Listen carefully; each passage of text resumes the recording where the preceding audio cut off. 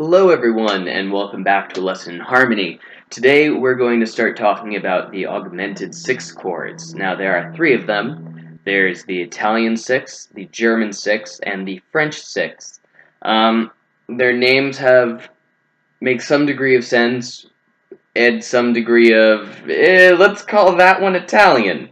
But they're very useful chords and really useful when it comes to chromatization. Yeah, so first of all, what are augmented sixth chords? And enharmonically, augmented sixth chords are essentially dominants. They all have three common elements. You have your root, you have a major third, and you have an augmented sixth, which is the same thing as having a minor seven. So it's, the core elements of a dominant chord. You have the third and seventh from a dominant chord, only now you're calling it the third and an augmented sixth.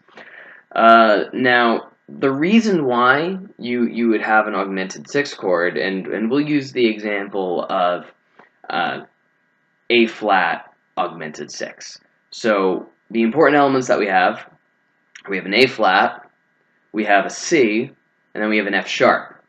Now, the reason why we have the F sharp in there is because it is going to resolve to a G chord. So that's the root is going down by a half step, and the augmented sixth, therefore, will be resolving upwards a half step. So it will go from F sharp to G. Now, the reason why we don't want to write this as the enharmonic G flat is in part because it's easier to read. It's easier to say, okay, that note is G, or that note is F sharp and it goes to G, rather than saying that note is G flat and it goes to G. That way you just have them further spaced out. It's nicer to see. Generally, also what happens is when you have a sharp as an accidental, you're going to be moving upwards. When you have a flat as an accidental, you're going to be moving downwards. And so those two things together make sense to have it be an augmented sixth from a voice leading perspective rather than a dominant seven. So they're more common in the minor scale, and they're generally actually found on the sixth scale degree.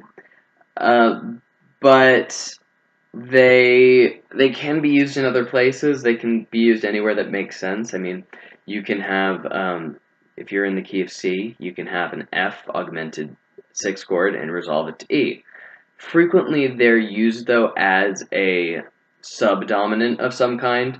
So if you did resolve it from something different, then that might be a good time to modulate. Once again, I keep saying this, we'll deal with what modulations are at a later point, but essentially, you might go from F and then resolve it to an E dominant chord, and then you could go up to A, or maybe you change keys. Who knows? It's all up to you. Exciting stuff.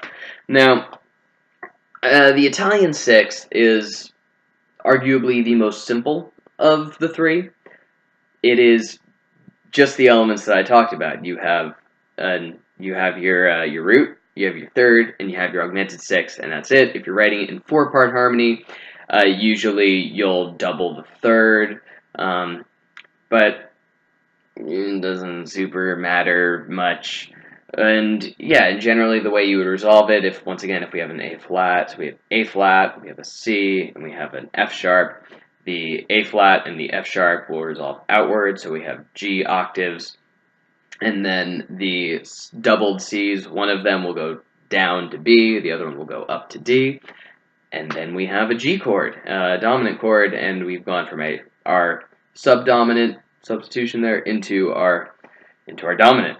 It's almost like subdominant has the word dominant for a reason. Who knew? But yeah, that's pretty much how the Italian augmented sixth works. Like I said, it's more common in minor because it's on the sixth scale degree, and you don't have an A flat in the key of C major, unless you're doing C augmented major, but not in C natural major. But yeah, they're fun, they're super useful, and you can start doing a whole lot of weird things with them. Hope this lesson was useful to you. Alright, have a great day. Bye-bye.